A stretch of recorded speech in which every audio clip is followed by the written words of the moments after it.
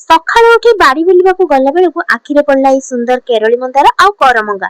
ଯେହେତୁ ଆଜି ମୋର ଘରୁ ବିଦାୟ ନେବାର ଦିନ ଥିଲା, ସେଥିପାଇଁ ପୂର୍ବ ଦିନରୁ ହିଁ ବାପାଙ୍କ ସହିତ ଆମେ ଦି ଭଉଣୀ ମାର୍କେଟିଂ କାମ ସାରି ପହଞ୍ଚି ଯାଇଥିଲୁ ମିଠା ଦୋକାନରେ। ସେଠି ଦେଖିଲି ୱାଟରଫଲ ସହିତ ଗଣେଶ ମୂର୍ତ୍ତି, କେତେ ସୁନ୍ଦର ଲାଗୁଥିଲା। ରାତି ସାରା ପ୍ୟାକିଂ କାମ ସାରିବା ପରେ ସକାଳେ ଫାଇନାଲି ଆମର ଅଟୋ ପହଞ୍ଚି ଯାଇଥିଲା।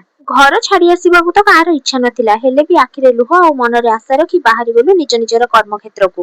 ଏପଟେ ମୁଁ ଖରାରେ ଶୁଖୁଆ ହେଇଗଲିଣି। 1.5 ଘଣ୍ଟା ହେଲା ଦୂର ଦୂର ପର୍ଯ୍ୟନ୍ତ ଗୋଟେ ବି ବସର ଦେଖା ନାହିଁ। 2 ଘଣ୍ଟା ପରେ ଯାଇକି ମତେ ଗୋଟେ ବସ୍ ମିଳିଲା, ଆଉ ସେଥିରେ ବି ମତେ ବସିବା ପାଇଁ ସିଟ୍ ମିଳିଲାନି। ଅଫିସରେ ସିନା ପହଞ୍ଚି ଗଲି, ହେଲେ ମନ ମରିଯାଇକି ଘରୁ ଆସିଥିବା ଖାଇବା ପାଖରେ। ସେଥିପାଇଁ ଜଲ୍ଦି ଜଲ୍ଦି ଅଫିସ କାମ ସାରି ରୁମକୁ ପଳେଇ ଆସି ଖାଇବା ସବୁ ଖୋଲି ଦେଖିଲି। ଆରେ ଇଏ କଣ, ମଣ୍ଡା ପିଠା ପାଖରୁ ଆରମ୍ଭ କରି ଅଦା ପର୍ଯ୍ୟନ୍ତ ମୋ ମମି ଯାହା ପାରୁଛନ୍ତି ସବୁ ପ୍ୟାକିଂ କରି ପଠେଇ ଦେଇଛନ୍ତି। ଏବେ ମୁଁ ଗୋଟେ ସପେତା ଚାଖିଲି, ଯୋଉଟା କି ଆମ ବାଡିରେ ହିଁ ହେଇଥିଲା, ବହୁତ ଟେଷ୍ଟି ଥିଲା। ଦେନ୍ ଆମର ମିଲ୍ ଆସିବା ଟାଇମ ହେଇଯାଇଥିଲା। ମିଲରେ ହେଇଥିଲା ଗରମା ଗରମ ରୁଟି, ତା ସାଙ୍ଗକୁ ମାଛ ମୁଣ୍ଡ ଘାଣ୍ଟ। ଆଜି ପାଇଁ ବିଦାୟ ନେଲି ସାଙ୍ଗମାନେ, ଟାଟା।